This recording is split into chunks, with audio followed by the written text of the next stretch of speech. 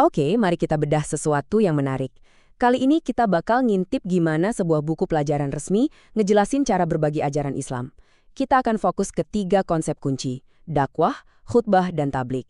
Dan gimana ketiganya menurut sumber ini ya, seharusnya jadi sebuah undangan yang damai, bukan paksaan. Pernah nggak sih Anda bertanya-tanya soal ini? Kenapa citranya seringkali begitu? Nah, pertanyaan besar inilah yang jadi bingkai utama pembahasan kita. Kita akan coba gali jawaban yang ditawarkan oleh materi sumber kita yang ternyata justru menghadapi pertanyaan ini secara langsung. Ini dia peta perjalanan kita. Kita mulai dari mengakui adanya masalah citra, lalu kita dalami 3 konsep utamanya, dakwah, khutbah, dan tablik, sebelum akhirnya kita sampai ke inti masalahnya. Kenapa cara penyampaian itu segalanya? Oke, kita langsung masuk ke bagian pertama, citra yang kurang menguntungkan. Yang menarik, buku teks ini tuh nggak menghindar dari isu ini sama sekali. Malah, ini dijadiin titik berangkatnya. Jadi, intinya begini. Persepsi negatif yang sering kita lihat itu, menurut buku ini, dibentuk oleh ulah segelintir oknum. Dan seluruh pembahasan tentang dakwah yang benar ini, tujuannya adalah untuk memperbaiki citra tersebut, dengan nunjukin metode yang otentik dan damai dalam berbagi keyakinan. Sekarang kita masuk ke jantung pembahasannya. Konsep pertama dan yang paling fundamental yang ditawarkan sebagai jawaban, dakwah. Ini bukan sekedar istilah, tapi sebuah prinsip dasar. Yuk, kita lihat definisinya.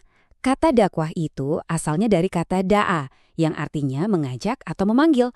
Kata kuncinya di sini adalah ajakan. Sebuah undangan yang lembut, ini bukan perintah, bukan juga paksaan, disitulah esensinya. Dan disinilah sering terjadi salah paham. Banyak yang mikir dakwah itu ya cuma ceramah di mimbar, tapi sumber ini menegaskan cakupannya itu jauh lebih luas dari itu. Emangnya seluas apa sih? Nah, ini bagian yang menurut saya paling keren. Lihat deh contoh-contohnya. Nggak nyontek pas ujian itu dakwah. Ngomong jujur itu dakwah. Nggak ikut nyebarin hoaks itu juga dakwah. Jadi, menurut teks ini, dakwah yang paling utama itu adalah menjadi contoh hidup dari nilai-nilai yang kita yakini, bukan cuma ngomonginnya. Oke, di bawah payung besar yang namanya dakwah tadi, ada 2 bentuk yang lebih spesifik dan mungkin lebih sering kita dengar, khutbah dan tablik. Yuk, kita lihat apa bedanya. Slide ini ngejelasin bedanya dengan gampang. Gampangnya gini deh, anggap aja khutbah itu kayak upacara resmi, ada aturan mainnya, rukun dan syaratnya ketat biar sah. Biasanya juga terikat sama ritual ibadah. Nah, kalau tablik itu lebih fleksibel. Mirip pidato atau seminar, tujuannya yang penting pesannya nyampe secara efektif.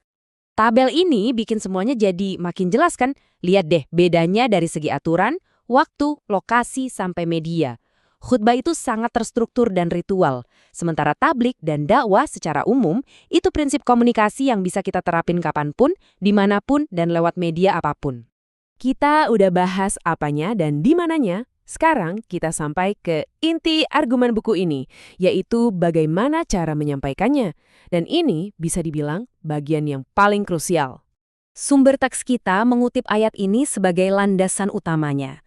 Ini bukan sekedar saran loh, tapi instruksi langsung tentang metodologi.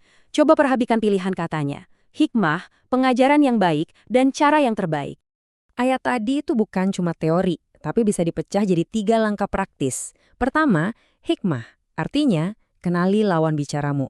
Sampaikan pesan sesuai tingkat pemahaman mereka. Kedua, mawidah hasanah. Gunakan persuasi yang lembut, jangan mengintimidasi.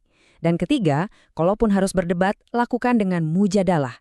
Dialog yang santun dan saling menghargai. Buku ini juga menekankan banget kenapa pendekatan yang tenang dan damai itu bukan cuma pilihan, tapi sebuah keharusan. Tujuannya kan ngajak orang mendekat ke Tuhan, bukan menang argumen buat muasin ego. Kemarahan, menurut sumber ini, secara otomatis justru menggagalkan tujuan dakwah itu sendiri. Oke, kita sampai di bagian akhir, di mana semua benang merah yang tadi sudah kita urai, sekarang kita ikat jadi satu kesimpulan yang kuat, yaitu tentang kelemah lembutan. Sumber ini mengutip sebuah hadis yang sangat kuat. Idenya adalah, kelemah lembutan itu bukan cuma strategi komunikasi, tapi cerminan dari sifat ilahi. Kalau Tuhan sendiri digambarkan maha lembut dan mencintai kelembutan, maka sudah selayaknya para pengikutnya meneladani sifat itu. Ini semacam call to action atau panggilan untuk bertindak dari buku teksnya. Pesannya jelas, Mayoritas Muslim yang damai nggak bisa lagi diam. Mereka harus aktif jadi duta lewat perbuatan sehari-hari, yang seperti kita lihat tadi, adalah bentuk dakwah paling mendasar untuk menunjukkan wajah Islam yang sesungguhnya. Dan sebagai bukti betapa dahsyatnya dampak pendekatan ini, teksnya mengutip seorang penulis barat, George Bernard Shaw. Kutipan ini dipakai untuk menggambarkan gimana transformasi sosial yang luar biasa bisa tercapai bukan dengan paksaan, tapi dengan metode yang konsisten dengan pesan damai yang dibawanya. Jadi, kita sudah membedah 3 konsep utamanya. Ada dakwah, prinsip ajakan yang luas lewat perbuatan baik, lalu ada khutbah, ceramah ritual yang formal, dan tablik, penyampaian pesan yang lebih umum.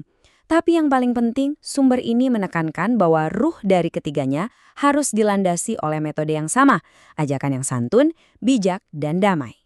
Pada akhirnya, pembahasan materi ini meninggalkan kita semua dengan satu pertanyaan besar yang relevan untuk siapa saja, terlepas dari apapun keyakinan kita. Coba kita renungkan, apakah sebuah pesan damai yang disampaikan dengan cara yang tidak damai masih bisa disebut sebagai pesan yang damai?